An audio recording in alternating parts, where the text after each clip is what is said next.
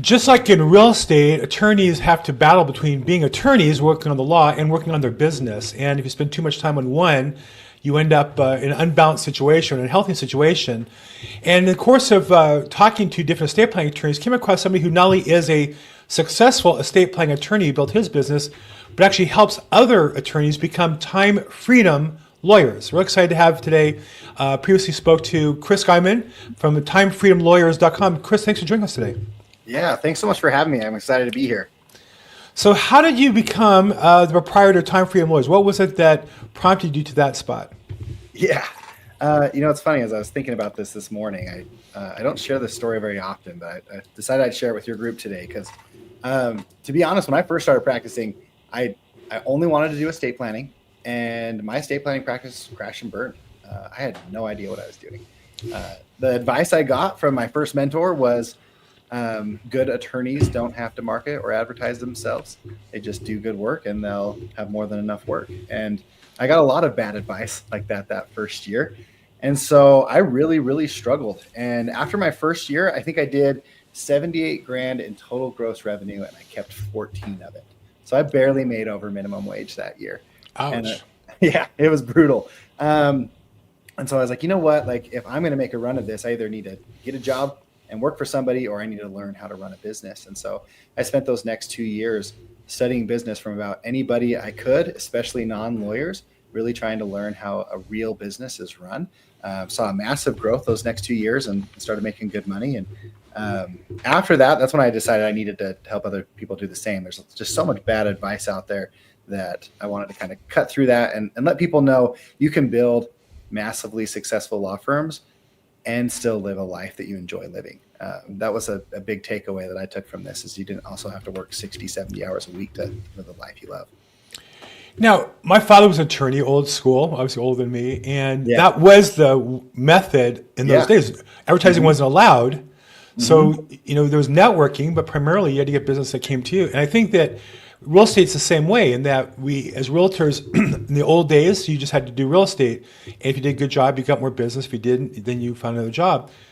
What's happened with all the marketing is there's all these third-party marketing systems that slice off 20, 30, 40% of our past client referral business we don't get. There's not enough to sustain a business unless you're doing something to either dig deeper in the people you know and kind of leverage their goodwill so they want to do business with you. Like people remember you, but they don't remember you enough to refer you. So just talk a little bit about the transition. I'm sure one of the challenges you have with attorneys is getting them to understand it is a business. They're not an employee attorney at a big law firm. They are running a business. What do you do to help them kind of get that mindset? Because I know it all starts with that. Yeah, it is. Absolutely. And one of my favorite things to do with new attorneys that I'm introduced to or I'm working with is I help them do the math to see, and I know attorneys hate math, so don't turn this off just because I said math, but I do help them do the math to see how much are they actually getting paid. Like I had a gal, she's from California, her billable hour her rate is $500 an hour. And we sat down and did the math, and she got paid $23 an hour that previous month. Right. And I was like, okay, just because you can bill 500, if you don't actually put that bill on an invoice, if you don't actually get paid, like at the end of the day, her time was worth $23 an hour, which obviously is depressing in California, right? So I think Uber drivers make more than that. Yeah, exactly, right? And so that's one of my favorite things to do, is help people first and foremost just see how much are they actually getting paid. Like how many. I'll take the flip side and I'll say, okay, at your billable rate, if you made $10,000 last month at $500 an hour, that's 20 hours, and if you worked 4 weeks, then you only got paid for 5 hours a week, give or take. And they're like, oh, and then I love to ask, like, so where did you do with the rest of your time if you're only working 5 hours a week? And they all laugh because most attorneys are working crazy hours. But that's my biggest takeaway, is whether it's estate planning and you're billing flat fee or you're billing hourly in another industry, it's really helpful to first and foremost just sit down and see, like, how much money am I making? How much of my time am I actually getting paid for? And then asking yourself why. Like, what am I doing that's not getting paid, and what's going on there? So I did the same thing with my business years ago, and it really was losing. I think any small business person should, whether you're an attorney or a realtor or accountant. And so once you have your billable rate, then you start looking at anything that's substantially less than that you can delegate for less than that. So for me as an agent, it makes no sense to show property when I can pay somebody to meet the client, unlock the house, walk them through. My time talking to the customer about the details is valuable, but I can do that on the phone or with a video. Same with driving to meetings. When I would go to a meeting, I'd say, well, it's just an hour. Yeah, but it's getting dressed, driving there, driving back. It's a 3-hour total time commitment at $300 an hour. That's a $900 time slot. Yeah. Forgetting the cost of the meeting. Like, the meetings are cheap. They charge you $150 for a cocktail party. Yeah. That's nothing compared to my time. And I think we're too quick to go to meetings that aren't productive because we go, well, it's a business meeting. Yeah, well, maybe while you're there is, but driving there and back is not.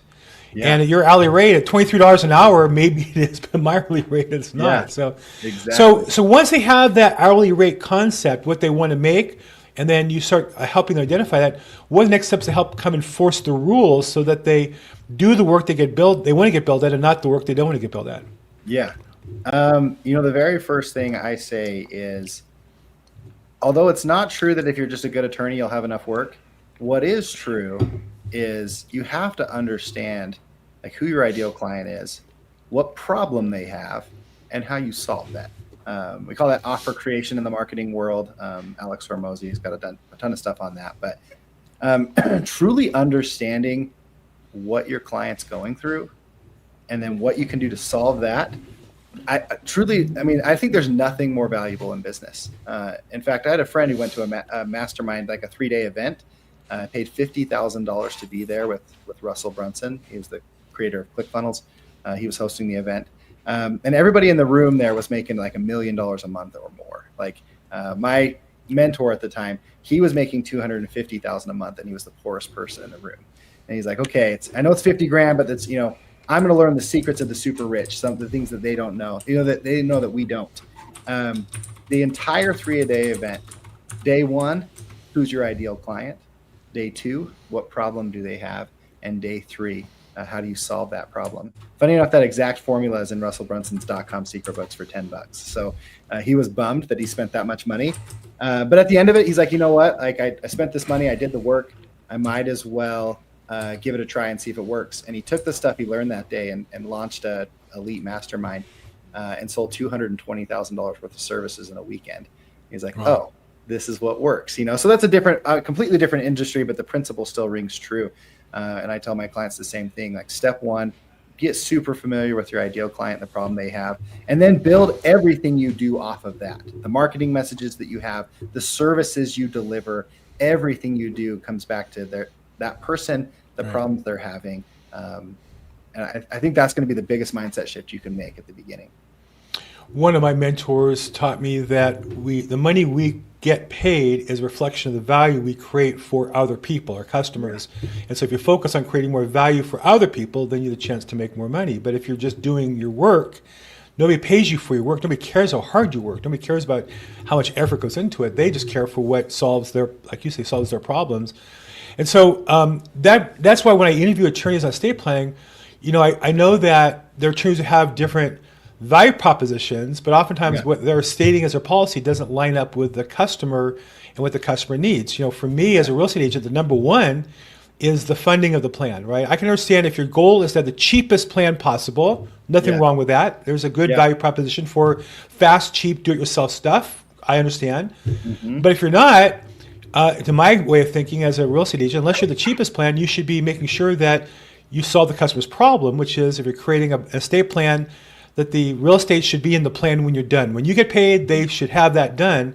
Yeah. And I was asked questions about that, and the old style trainers will say, well, I just give it to them, I give instructions, and we hope they do it. The ones that are more focused on customers say, no, my job's not done until it's in the plan, and we follow up.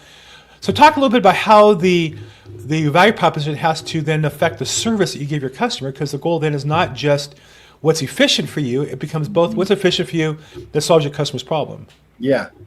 And that's the cool part is when you understand their problem and that value proposition, there's that 80-20 rule, right? 20% of work produces 80% of the results. you can end up really honing in on those activities that are actually going to make a difference for your client and cutting out most of the rest. And so, I mean, like in my divorce law firm that I have, we were able to cut out about 90% of the costs and get people divorced in a couple of weeks instead of months and years.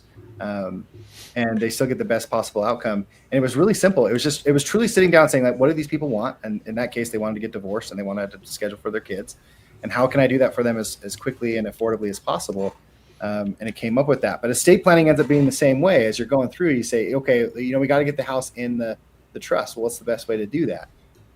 When I was doing that here, my title company just changed on me some of their rules. But until about a couple months ago, I realized that my title company could record it electronically, like same day, super quick. And so instead of us having to go to the actual recorder's office and wait in line and all that kind of stuff, they could record it and it was like $30 or $50. And so I stopped doing deeds, even though I can do them and I can charge for them. They could do it so much faster and more affordably than I did. We would sit down and do our signing appointments actually at the title company. And so they'd sign all the stuff that I need. And then my title buddy would come in and sign out the stuff he needs. And the stuff would be done right there. The beautiful thing is, it saved my clients money too. And I then got to focus on the stuff that I'm good at. And so, I mean, that's just one example. But I find that most attorneys that focus on the value, instead of focusing on their time and trading time for money, they focus on the value to the client. Often clients can pay less and you can get paid so much more per hour just by cutting out the extra crap. So funding the estate, I think, is one that's important. What are the other areas that you see are places where attorneys may not see that as part of their service, but if they're focused on the value to the customer, they might take that extra step? Are there any other examples of that you come to mind for you? Yeah. I've got one coaching client. She does this better than I do. Her name's Cassie. And she has so much information up front on helping people really understand what's actually going on. Not necessarily the documents that she's drafting, but like the outcomes and the delivery of the results that it's going to achieve. And she does a lot of that with little short form videos, 3-5 minute videos. And because no one wants to sit down and talk for an hour. They don't remember anything if you're sitting there for an hour. And so, she sends these little videos as part of her intake process. They get a bunch of these little videos that they watch, which has allowed her clients, when they finally do sit down with her for that official planning meeting and who's doing what, they know so much about the process already that they actually understand what she's saying. But it also cut out probably an hour of her time on every single case by educating people. So they get better results, better outcomes, better knowledge. And she was able to take an hour of her time out of every single case just with those little videos. So that's a big one that I see it is helping people understand things with information and putting it in bite-sized chunks that's repeatable and the attorney doesn't have to do it themselves each time. There are some customers who love going to the attorney's office and spending 2 or 3 hours, and to them, that's the value proposition. Mm-hmm. And I think, and attorneys who like to do that. I feel like, well, great. If you like to do that, and you attract customers who like to do that, just make sure you charge for your time. Absolutely.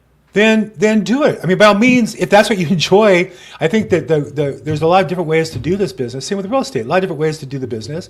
Yeah. I don't enjoy touring properties with buyers. I hate it. I don't care how pretty the utilities are or the oven and the refrigerator. It's all. I said at this point in my career, it's all kind of the same. I feel like an OBGYN. They all kind of look the same to me at some point in time, as pretty as they may be. But there are people who love it, and I would say if you love that, then do it, because you love it. You're loving it brings value to the customer. They'll feed off your enthusiasm. They'll feed off of your excitement, your knowledge, and your experience. But if you don't, like I don't, get somebody else who loves doing it to do it for you. Don't spend the time and save the money. And so I think the same with attorneys, that some feel like they have to have that hour-long, 2-hour-long consult in their office. And again, if you like doing that, to me, it makes a lot of sense. But for me, that would be a living hell. I just couldn't imagine. Yeah. After 30 minutes, I'm just ready to get out of any meeting I'm in. So it depends on who you are as a person. So at some point, you must really coach with people, not even just what works, but also what works for them, like their style. So how do you help them bring their style or their strengths into a practice, or avoid their weaknesses, or fill in for their weaknesses? Yeah. So the foundation there is going to be having enough time and money and energy to be doing the stuff that you love the most in your practice. So, I mean, it's the easy answer is if you don't like doing something, hire someone to do it that likes doing that. But the difficult part of that is not everybody has the money or the cash flow to just go hire someone right now, right? And so, what I like to do again after we've created someone's offer is we then kind of create that foundation of their time and their schedule. In fact, with most attorneys, to get to about $500,000 a year in gross revenue, about $10,000 a week, the secret there is having a good offer, talking to people about it, and billing half your day. So for every 8 hours you work, 4 hours of those 8 hours should be income producing activities, specifically income producing activities like prepaid services, guaranteed you're going to get paid type services. I stumbled upon that 4-hour day on accident, funny enough. When I first started coaching, there was a Clio report that came out and it said that for every 8 hours that an attorney works, they get paid for 1.9 of them. And so I had this little gimmicky sales thing that I used to do where I said I could double your income in 30 days. And it was really easy. I would make them work 4 hours a day and they had to be prepaid services, money in trust or something. And I knew that if someone's already paid for the services, and at the end of 4 hours, you put 4 hours on your invoice, that 4 is twice as big as 1.9 and gave me a little bit of a buffer and you would double your income. And I did. I helped like 80% of the people who joined my program at the time would double their income in 30 days. Fun little gimmick. I don't do that anymore, obviously, but the principle still rings true. And that's what I ended up realizing is that the foundation needs to be 4 hours a day. You are being the CEO of the business, whatever that means, whether it's sales calls, all the non-income producing activities. Those start with sharing your offer, talking to people about the problems that you solve. If you have enough work, then you can do the other stuff during those 4 hours. The other 4, you bill and actually get paid for that work. And if you do that every single day, usually within about 6 weeks, you have enough cash flow. Then you can start answering those other questions of, I don't like doing these intake calls. I don't like doing this, but I have the cash flow, so I can hire someone to solve that. And then it kind of goes back to what you were saying earlier, Bill, where you hire someone that can solve those problems and go from there. So 2 things. One is, as a real estate agent, it's kind of the opposite in that I learned if I spend 4 hours a day generating business, I'll get paid for an 8-hour workday. The business comes in, but I don't spend 4 hours on the work side of it because business comes to me referred. It's maybe an hour a day of answering some phone calls or a contract or two. It's not really, it's worked out very nicely for me in that sense, but I do work on 4 hours a day. And one of the things I do, these phone calls, or these video calls, to me, as long as I can leverage my time 10 to 1. So what I look at the metric of, I need 10 times the view time for my time on this call. We'll spend today, I called it an hour. We'll do about 30 minutes or so. Yeah. And that's some prep time, and we talked before. So I called it an hour. So I need to get 10 hours of view time on this video to make it make sense for my time and your time. But by doing that, I don't do 4 hours a day of this. I wish I did. I do probably an hour a day. And then other stuff that generates the business. But something you said that really interests me that you kind of moved off of was that they can't afford to do it right away. Seems to me, and help clarify this, because I see a lot of attorneys jump off of this. Seems to me that, I know in real estate it's true, more than ever, there's more people who can do certain types of tasks. And I even see paralegals who approach me, I don't know if they're any good or not because I don't use them, or attorneys that are, gig attorneys or part-time attorneys or hourly attorneys. It seems to me that so much of the work that attorney does, other than the key, fat, important part, even the legal work, whether it be by a skilled paralegal or even maybe by an entry-level attorney, if it has to be licensed. But it sounds like you're pushing them away from starting that too soon. I mean, in the first 6 weeks. Yeah, that's true. I really do like getting the attorney at the very beginning to be having these conversations and doing some of the work themselves. The reason being, I want them to truly understand that offer. When they're in the trenches talking to people, they learn what their problem actually is. You may think you know what it is. Once you talk to 500 people, you'll know what their problem is. Same thing when you solve their problems. But as soon as you've done that, within the first 6 to 12 weeks, then I want you to start buying back your time. I love that book, Buy Back Your Time by Dan Martell. And I have a bunch of copies. If anybody listening to this wants a free copy, let me know. I'll send it to you. But I just had a copy delivered yesterday or Friday. I was in my lineup of books, start reading. I don't know how I got into him. I don't think it was you that mentioned it. Somehow I got into my YouTube feed and I saw him. I saw that book. That's what I missed, so I just bought it. Literally, it's my next book up. Yeah, I love that one. But what he says in that book is he has you kind of do a buyback rate. So you figure out how much you're making. Then you figure out, 1/4 of whatever you're making per hour. Anything that you can delegate for 1/4 of your hourly rate, you have to delegate. It's pretty much have to. And then he has a replacement ladder. It's page 84 in the book, if you want to go there. But where he goes through and kind of explains what to replace first.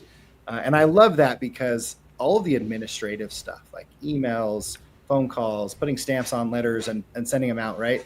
A lot of that stuff can be delegated for really cheap. There are people like, I have a Filipino VA. She gets paid $7 an hour. She loves it. She's so grateful for that amount of money.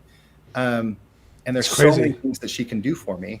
And I mean, it's nominal. She works for me 20 hours a week. So it's hardly any money. And she has bought back so much of my time. I started her at 6 and she was so good. I raised her to 7 and I'll probably raise her again, but I just have to be careful because, the precedent it's setting for them, but they do such good work. They love it. It buys back so much of my time. And the one thing I wish Dan had said in that book better is just because like your replacement rate is $25 an hour or whatever it is, doesn't mean you have to spend $25 an hour to replace that time. If someone can do it for $6, $7, or $15 an hour, like do those things first. And then once you've replaced those things, then do the $25 an hour tasks, and then the $30 an hour tasks, and then the $100 an hour tasks. Like you said, I may start my coaching clients with 4 hours a day in the business, 4 hours a day on the business. I almost take no cases now. I don't love the lawyering side of things. And so I have 5 active cases personally, and everything else is run by my office. And so I have ultimately delegated way more than that, but I just started with the simple tasks first. And then I like to look at my calendar and say, what's consuming the most of my time? And can I delegate those? What are the easiest things that are consuming the most of my time? Can I delegate those things first? And I kind of did that until I got to the point where now I get to do podcasts like this and go to my kids' sporting events and the business still runs whether I'm there or not. It is amazing when I'm 2 in the afternoon. I'll be playing in the backyard with the hose with my oldest grandson, and it's like people working and they're sending me texts and emails. Exactly. Why are you returning your phone call? Well, I'm busy. I'm playing with the hose with my grandson. Exactly. We talk about replacing your time. One of the things people get so cheap about that because they'll say, I want to delegate something for $25 an hour, and I'll say, why not hire 3 people at $6 or $7 an hour and see how they all do it, and then hire the one that does it best. Yeah. And so I like you, I've had one Filipino female VA for must be 7-8 years now. And when that whole thing became a thing, I started on that. And now I have a total of 8 different kind of task-oriented VAs. I have my main VA who does about 20 hours a week. Mm-hmm. And I have 7 other people who do certain things she can't really do well at higher rates.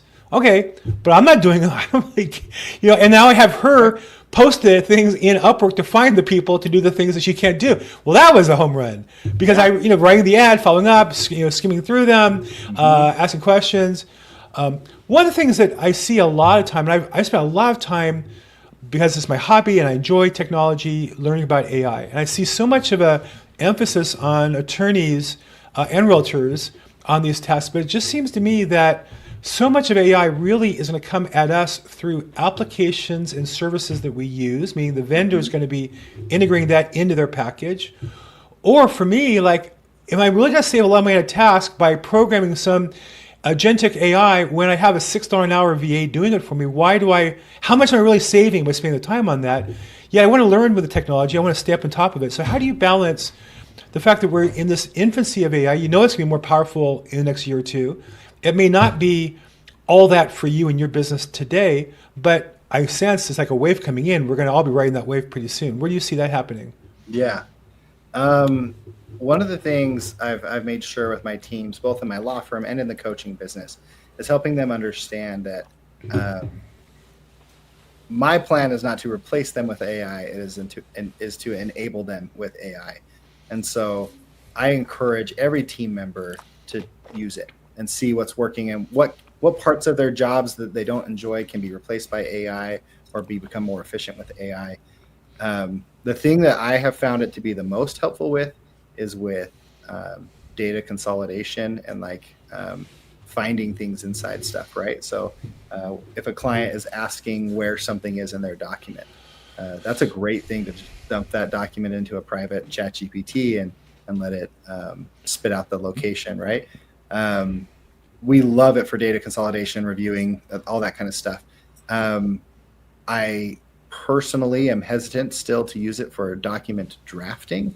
It does have the different kind of programs I've used thus far like to make up cases and that kind of stuff sometimes, which can be problematic. Is I think every week you see a new news article out there with an attorney who submitted something to a court and the case wasn't real, right? But the biggest thing that I can just say is have people on your team trying new things every week, because it's changing just so quickly. Yeah. And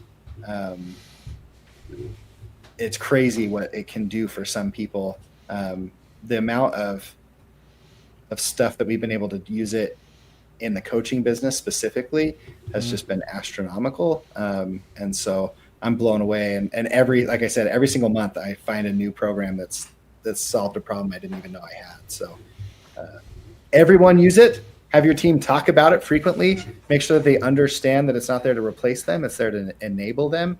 And then reevaluate every time. If you have your entire team doing it, though, it seems like you'll find this stuff a lot quicker than if you're just trying to do it yourself.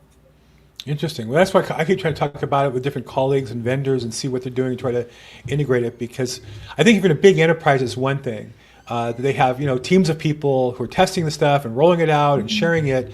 When you're an entrepreneur like I am, I'm part of a big brokerage. I have a lot of different attorneys, but we're not working together on the same network. And the data security is important in these things. So I do think it's important to talk about and share wins and victories.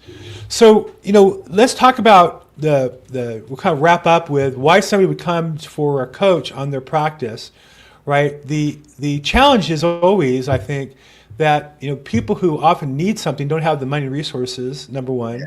And number two, they have the mindset to realize they need help. It's like they think they're doing it on their own and they're failing. And they're doing it on their own. They don't realize, well, step one is find somebody who has a system and copy the system. That's, to me, in anything you want to do in life. So what would you obviously, we're not talking to anybody in particular. We're not making a sales pitch. But, if I know an attorney that I think would benefit from your service, how would you have me communicate with them, what the opportunity looks like, or what the next steps could look like, or what they should be doing? Yeah. Like I said before, this didn't come naturally to me. I'm not naturally gifted. I'm not, a Brad Pitt handsome or something and just could, attract people based off of my looks or anything like that. Undiagnosed ADHD. I am the quintessential average person, 5'7", nothing, right? And I sucked at it. And it took me 5 full years to have my first $500,000 year gross revenue. The first person I coached, we started straight out of school. Like, she hired me on a Monday. She was sworn in as a lawyer on Wednesday. And her first full year of practice, she did $503,000 in gross revenue. So effectively, by hiring me, she was able to buy back 5 years of learning.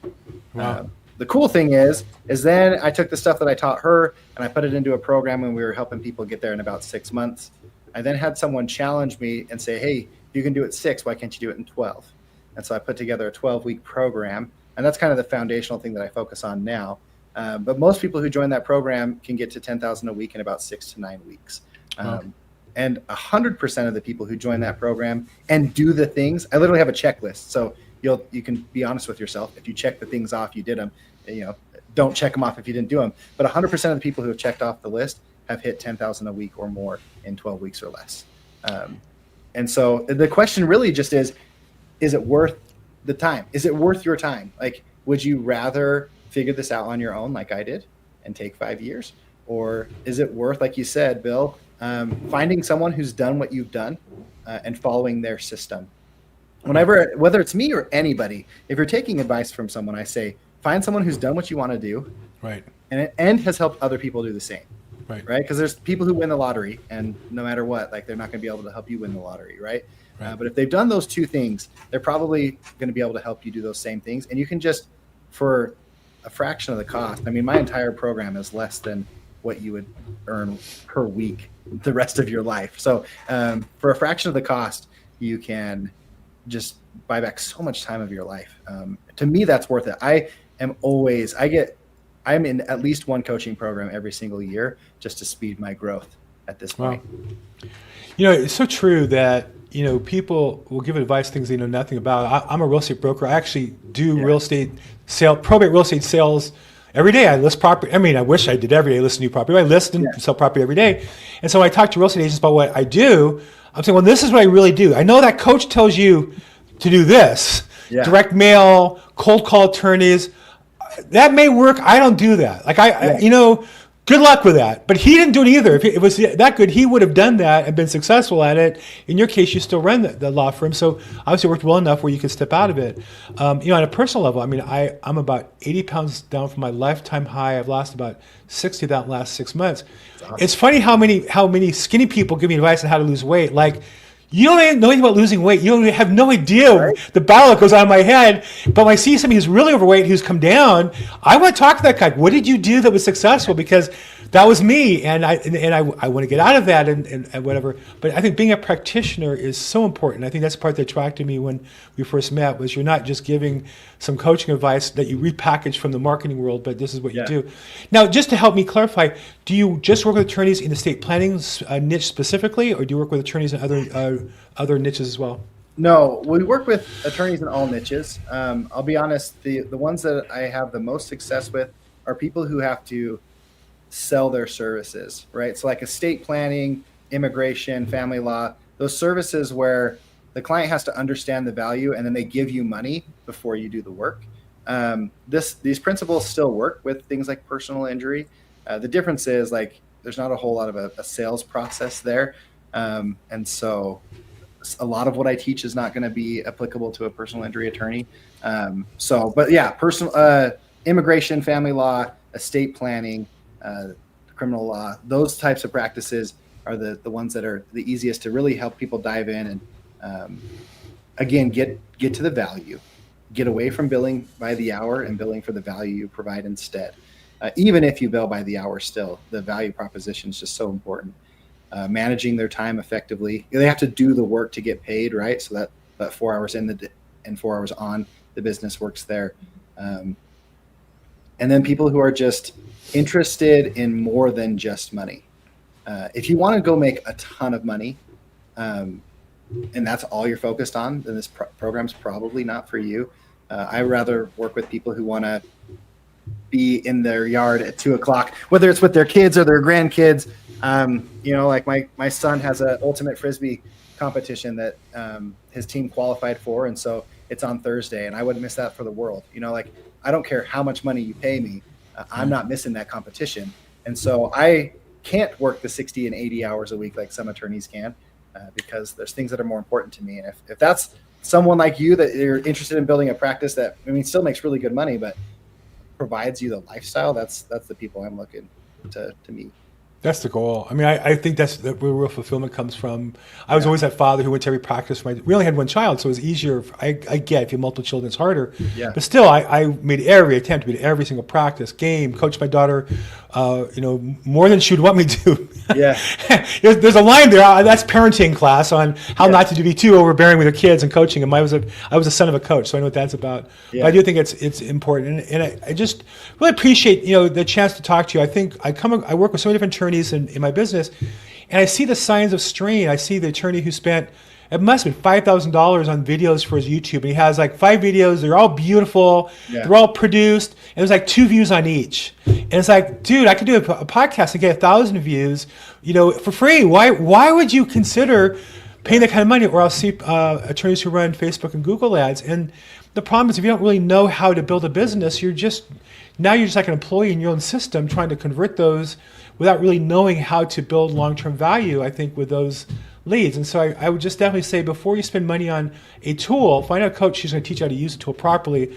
And from the second I talked to you, you really struck me as somebody who's mastered his practice And even when we talked originally, our goal was at least my goal was to talk about estate planning, but it just was such a great opportunity to talk about helping attorneys build their business and build in a way that is fulfilling for them. I really appreciate the time today, Chris. Thank you so much. Yeah, thanks for having me. And for those who want more information about Chris and his system, timefreedomlawyers.com is the website. Yes. And I put on the banner ad has his phone number, 435-248-2230, or Chris at crclaw.com is the email address. .law. That's law. Time, yeah. So I had it right. I had it right, but I said it wrong. Yeah. Okay. So there you go, crc.law. And of course, if you lose this information, it's in the description down below in the YouTube or whatever, but feel free to reach out to me if I can make that introduction for you. I'd be glad to do that. Chris, thank you so much for your time today. I really appreciate everything you've done. It's been a pleasure learning as well. Even though you're in a different business, same principles apply to our business. I really appreciate the chance to review them with you. Yeah, thanks so much for having me. It was nice to be here. And for the rest of you, this is Estate Planning Weekly. We get together every week and talk to different estate planning attorneys, most commonly, and vendors to help us be more effective in our business with our clients. If you like this, please like it, subscribe. If you have somebody that you think should be interviewed or you'd like to be interviewed for this, please reach out to me. I'd love to do that. Always looking for more guests. If I can help in any way, reach out at Bill Gross Probate on social media. And as always, make today your best day ever. Thanks so much.